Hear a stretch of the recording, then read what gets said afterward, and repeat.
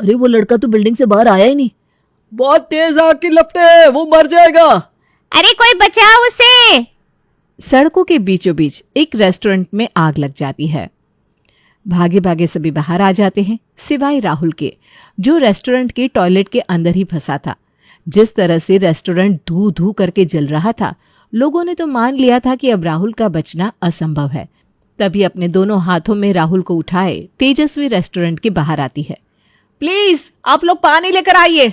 धुएं के कारण ये बेहोश हो गए, पर इन्हें कुछ नहीं हुआ। He will be fine. फौरन वहां मौजूद लोग राहुल को हॉस्पिटल लेकर जाते हैं, जहां उसे होश आ जाता है और तेजस्वी अपने घर लौट आती है, जहां उसे देखते ही उसकी माँ कहती है, आ गई बेटा तू। देख वो शर्मा जी के घर बात नहीं हुई थी क्या तेरे लिए? उन्होंने भी ना मना कर दिया बेटा। अरे तो कोई और हाँ कर देगा मम्मी, चिल करो। क्या चिल करो? क्या कोई और हाँ कर देगा? कोई और हाँ कर देगा करते करते 28 की हो गई तू। अब कौन हाँ करेगा? इसीलिए कहती हूँ चल पंडित जी के पास। अभी कुछ दिन पहले ही तो आप मुझे वो डॉक्टर जलाउद्दीन के पास लेकर गई थी ना। कुछ हुआ क्या मम्मी? हर बार किसी नए आदमी के पास ले जाती हूँ। अरे तो ये सब जानबूझ के थोड़ी ना करती हूँ बेटा। तेरी कुंडली में काल सर्प दोष है, जो नाक की तरह तेरे विवाह वाले घर में ये दोष बनाए बैठा हुआ है। हो गया मनीषा जी, अब चुप भी हो जाइए। सुबह से देख रहा हूँ एक ही अलाप गाए जा रही हैं आप। इस तरह से बोल बोल कर मेरी बेटी को शर्मिंदा मत कीजिए। जिस दिन सही लड़का किस्मत में आएगा, वो नाक भी मर जाएगा और दोष भी मिट जाएगा। मुरारी इस बात को यहीं काट देता है और अगली सुबह वो हो जाता है जो किसी ने नहीं सोचा था। तेजस्वी को ढूंढता हुआ राहुल उसके घर पहुंच जाता है। मैंने तुम्हें पहचाना नहीं बेटा। तुम तेजस्वी के दोस्त हो क्या? नहीं आंटी जी, हूँ तो मैं उसका कुछ भी नहीं, पर उसे अपना सब कुछ बनाना चाहता हूँ। पिछले दोपहर उसने मेरी जान बचाई। अगर वो मुझे ना बचाती तो शायद आज मैं आपके सामने ना खड़ा होता। अब ये जीवन उसी के नाम है। सब समझता हूँ मैं तुम जैसे लड़कों का ड्रामा। अब नहीं अंकल जी, आप गलत समझ रहे हैं। मैं कोई सड़क छाप लड़का नहीं हूँ, मैं खानदानी लड़का हूँ। कल जिस रेस्टोरेंट में आग लगी थी वो मेरे पापा की है। तेजस्वी वहाँ खाना खाने आई हुई थी। मैं वॉशरूम गया था, कब आग लग गई पता ही नहीं चला। सभी वहां से भाग गए, पर तेजस्वी डट कर वहीं खड़ी रही और वॉशरूम से मुझे बचाकर बाहर ले आई। ये सुनते ही मनीषा की आंखों में चमक आ जाती है। तुम दरवाजे पर क्यों खड़े हो बेटा? आओ आओ अंदर आओ। तुम्हारी बात मैं समझ रही हूँ बेटा, पर तुम अकेले आ गए हैं। शादी ब्याह की बातें ऐसे थोड़ी ना होती है। मैं यहाँ हड़बड़ी में इसलिए आया आंटी, ताकि ये रिश्ता मेरे हाथ से निकल ना जाए। बाकी अपने पेरेंट्स को लेकर आज शाम को आता हूँ ना मैं। और अपनी कुंडली भी लेते आना बेटा। वो क्या है ना, हम कुंडली में बहुत मानते हैं। जब आप देख रही हैं लड़का इतना सुंदर, इतना शरीफ है, फिर आप क्यों कुंडली की बात बार बार निकाल रही हैं मनीषा जी? अब आंटी को जो ठीक लग रहा है उन्हें करने दीजिए ना अंकल जी।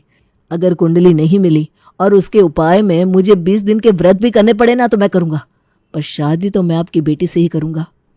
मनीषा को तो समझ में नहीं आ रहा था, भाई ये चमत्कार हुआ तो हुआ कैसे। शाम को राहुल अपने परिवार के साथ अपनी कुंडली लेकर तेजस्वी के घर पहुंचता है और इत्तेफाक से दोनों की कुंडली में 35 गुण मिल जाते हैं।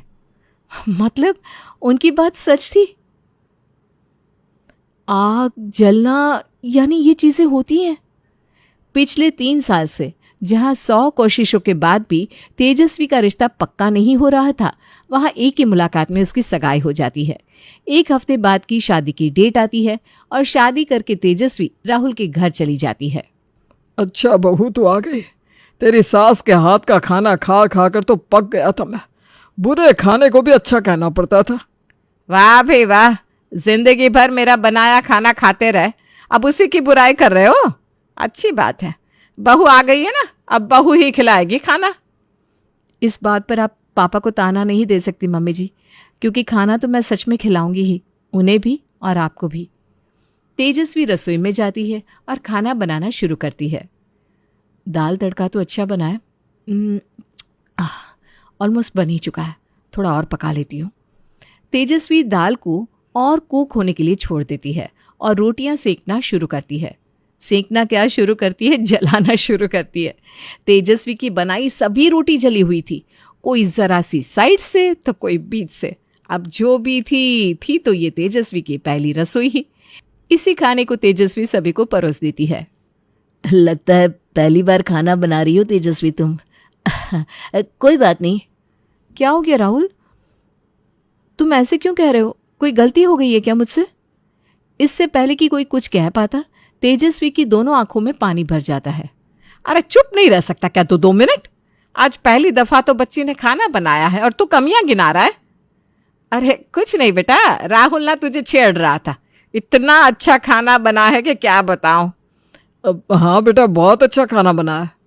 तो और सब्जी लीजिए ना पापा।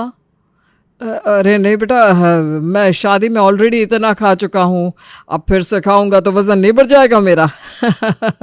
इसीलिए मैंने सोचा ज़रा डाइटिंग कर लो। घर की नई बहू से अगर खाना जल गया हो और वो पहले ही रो रही हो तो उसे कोई कहता भी क्या।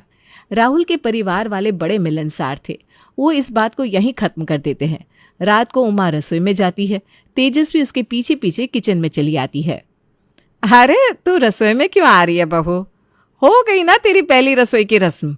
अब आराम से कुछ दिन एंजॉय कर, मैं देख लूंगी रसोई। हाँ, इस वक्त तो तू एंजॉय कर सकती है, उसके बाद तो फिर जो रसोई में घुसेगी फिर चाह कर भी निकल नहीं पाएगी। नहीं मम्मी जी, ये क्या कह रही हैं आप? मेरे होते हुए आप काम करेंगी? ना बिल्कुल नहीं, आप बाहर जाइए, मैं खाना बना कर लाती हूँ। और तेजस्वी बनाती है पनीर बटर मसाला, नान, रायता और कश्मीरी आलू दम की सब्जी। ये किचन से जरा सी जलने की बदबू नहीं आ रही है आपको मम्मी? तुझे भी आ रही है ना? मुझे लगा कि मुझे ही स्मेल आ रही है। लगता है बहू ने फिर से खाना जला दिया। अब जो भी लेकर आएगी वो चुपचाप खा लेना, बुराई मत करना। पता चला वो फिर रोने लगी।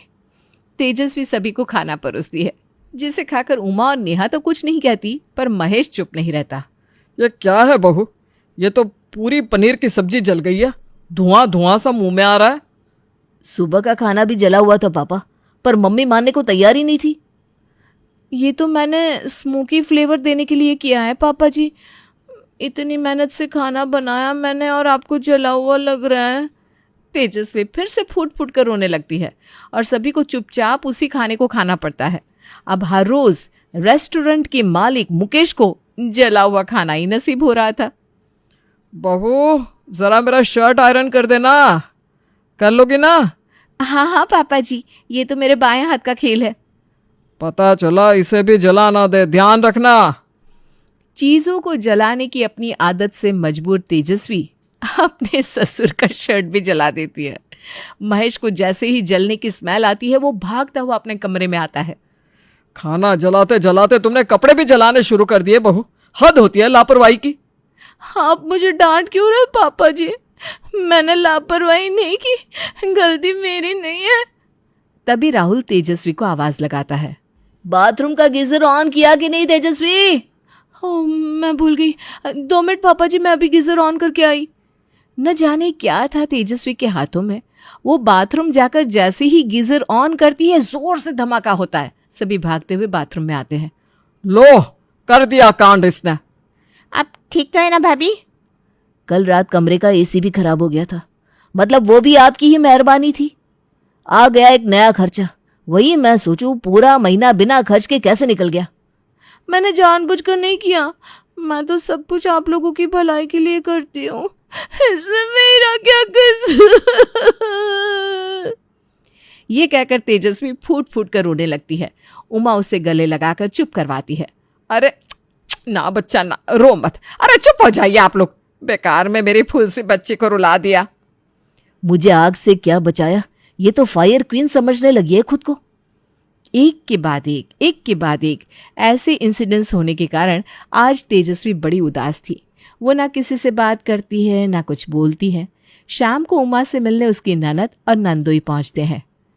आ गई मेरी जान खाने, अब बेटे की शादी की खुशी में सोने का चेन तो लेकर जाएगी ये। अरे भाभी कैसी हैं आप? देखिए इतना काम पड़ गया था कि मैं शादी में पहुंच ही नहीं पाई, पर मैं नहीं पहुंच पाई तो क्या हुआ? आप अपने इकलौते ननद और नंदोई के लिए खाना तो पार्सल करवा ही सकती थी। आधे घंटे की दूरी पर रहती हूँ, खाना खराब थोड़ी ना हो जाता। अरे खराब नहीं होता तो क्या हुआ, ठंडा तो हो जाता ना दीदी। मैं आपको गर्मा गर्म खाना खिलाऊंगी। ए जा बहू, अपनी बुआ सास और फूफा ससुर के लिए अपने हाथों का टेस्टी खाना बना कर ले आ। ऐसा लाजवाब खाना बनाती है मेरी बहू कि क्या बताऊं दीदी। खाना अभी लाती है मम्मी जी। और तेजस्वी हमेशा की तरह ऐसा जला भुना खाना अपनी बुआ सास को खिलाती है, वो तो तौबा तौबा करती वापस लौट जाती है। इस जली भुनी बहू को लाने का कोई तो फायदा हुआ। इसी तरह दिन बीत रहे थे। एक शाम महेश सभी से कहता है, आज रेस्टोरेंट में मेरा एक पुराना दोस्त मिला। उसका बेटा NRI है, कुछ दिनों के लिए इंडिया आया हुआ है। मैं क्या सोच रहा हूँ, नेहा से उसे मिलवा देता हूँ। दोनों की अगर बात बनी तो बात आगे बढ़ा देंगे। ये तो बहुत अच्छा आइडिया है पापा जी, मैं इस बारे में सोच ही रही थी।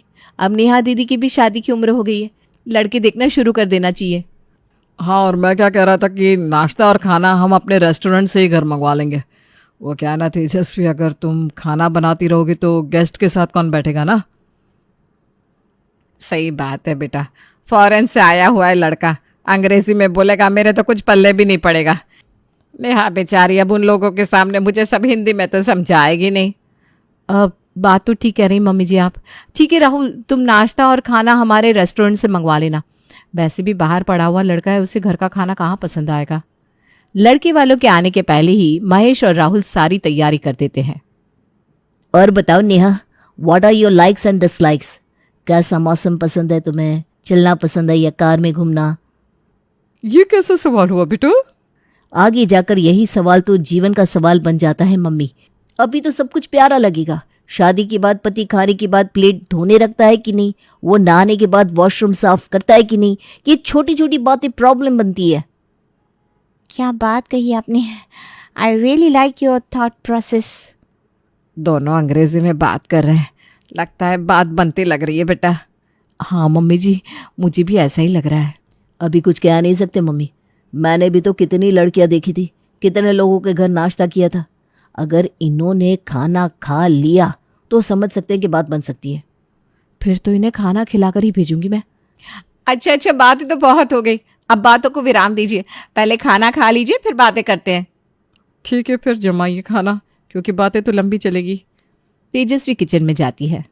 ओ गॉड, खाना तो ठंडा हो गया है, गरम कर देती हूँ, वरना सुमित के घर वाले समझेंगे हमने उन्हें बासी खाना खिला दिया। ना ना ना ना। और तेजस्वी खाना क्या गरम करती है, सारा खाना ऐसा जला देती है कि पूरी रसोई में धुआं धुआं हो जाता है। सुमित के पापा किचन के दरवाजे पर ही थे और धुएं से उनका पूरा चेहरा काला पड़ जाता है। खाने में मिर्ची ज्यादा खाते हैं आप, ये बात मुझे बता देते भाई साहब। बेकार में रसोई के पास गए, अब लग गई ना मिर्ची। पूरी रसोई का मुंह काला कर दिया आपकी बहू ने, और उसके साथ साथ मेरे पति का भी।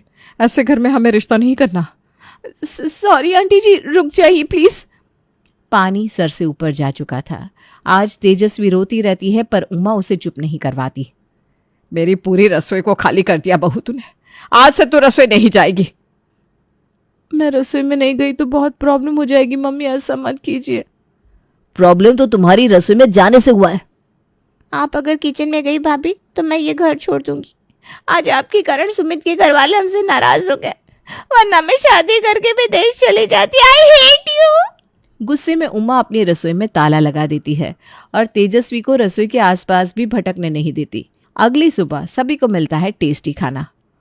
अमृत है अमृत आपके हाथ का खाना। मुझे माफ़ कर दीजिए उमा जी, आपके खाने का मजाक उड़ा दिया था मैंने। आज आपके खाने की कदर समझ में आ गई। जैसा भी है, भाभी के खाने से तो लाख गुना बेहतर है।